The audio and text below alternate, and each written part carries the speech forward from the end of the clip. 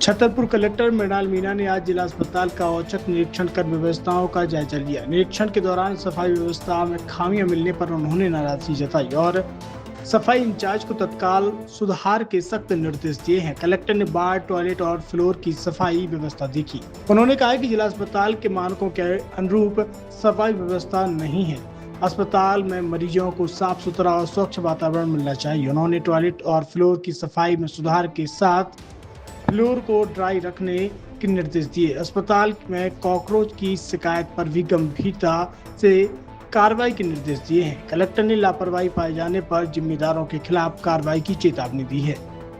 Medical आज district hospital का निरीक्षण किया गया था और उसके साथ में ही समस्त जो डीएच का स्टाफ है उसके साथ में चर्चा भी करी गई है और काफ़ी सुधार अपेक्षित डिस्ट्रिक्ट हॉस्पिटल में है, जिसमें सबसे प्रथम तो साफ़ सफाई की व्यवस्था है जो कि काफ़ी उसमें कमियां पाई गई हैं।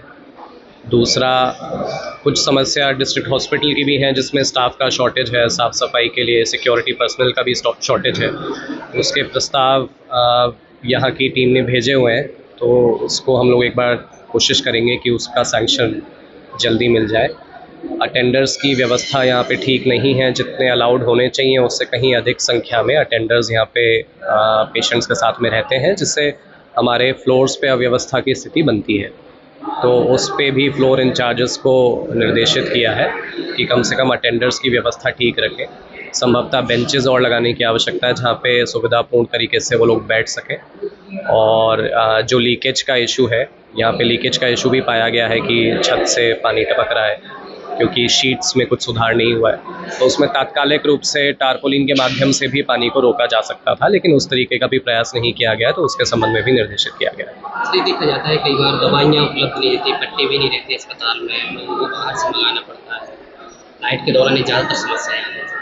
अभी सिविल सर्जन साहब ने ये चीज़ संज्ञान में मेरे लाई है। उन्होंने इसके संबंध में जो कॉरपोरेशन है उसके साथ में पत्राचार भी किया है, तो मैं उस पत्राचार के माध्यम से एक बार स्वयं बात करके उसमें देखूंगा कि कुछ व्यवस्था कम से कम मेडिसिन सप्लाई में बहाल हो सके। तो सफाई को लेकर के देखा गया है कि सफाई को लेकर के सिविल सर्जन के द्वारा कई बार बिलिंग भी रोकी गई है, लेकिन पुख्ता इंतजाम नहीं हो पा रहे, जिस कारण से सफाई व्यवस्था सुनिश्चित नहीं हो पा रही। उनका कहना है उनका टेंडरिंग प्रोसेस अभी किसी वजह से कंप्लीट नहीं हो पाया है। उसी तरीके से पार्किंग का भी टेंडरिंग प्रोसेस कंप्लीट नहीं हो पाया। मैंने कुछ चीज़ों में उनको गाइड किया है और उम्मीद ये है कि जल्द ही टेंडरिंग प्रोसेस उनका पूरा होगा और उसके बाद में जितना आवश्यकता है, जितना सैंक्शन है, उसके अकॉर्डिंग वो लोग अपनी सफाई व्यवस्था और पार्किंग व्यवस्था की सिचुएशन यहाँ पे बहाल कर पाएंगे।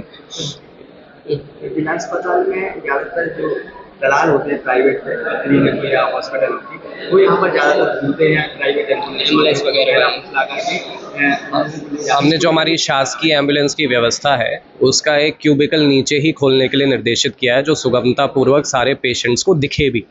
तो इससे अगर उनको एम्बुलेंस बुलाने पे उपलब्ध नहीं हो पा रही है तो उनके पास में एक फोकल पॉइंट रहेगा जहाँ पे जाके वो अपना इशू डिस्कस उनके साथ में कर पाएंगे।